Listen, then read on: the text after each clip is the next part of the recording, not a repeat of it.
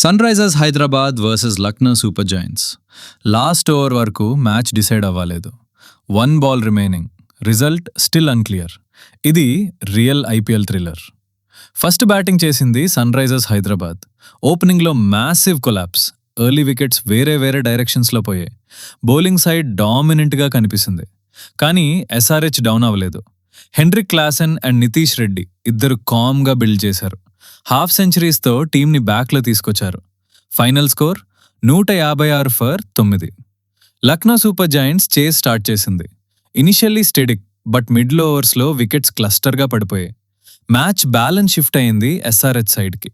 అప్పుడే ఒక player enter అయ్యాడు, Rishabh Pant. Calm, calculated, clutch. ఫైనల్లో ప్రెషర్ మ్యాక్సిమం. ఒక్క బాల్ రిమైనింగ్, టీంకి రన్స్ కావాలి. పంత్ క్రీస్లో ఉంది, ఫోకస్ చేస్తోంది అండ్ షార్ట్ ప్లేస్ చేస్తాడు. LSG wins by 5 wickets. Pant unbeaten 68. ఈ మ్యాచ్లో మీ ఫేవరెట్ మూమెంట్ ఏంటి? పంత్ ఇన్నింగ్స్ ఎలా అనిపించింది మీకు? కామెంట్లో చెప్పండి. మోర్ ఐపీఎల్ అప్డేట్స్ కోసం ఫాలో చేయండి.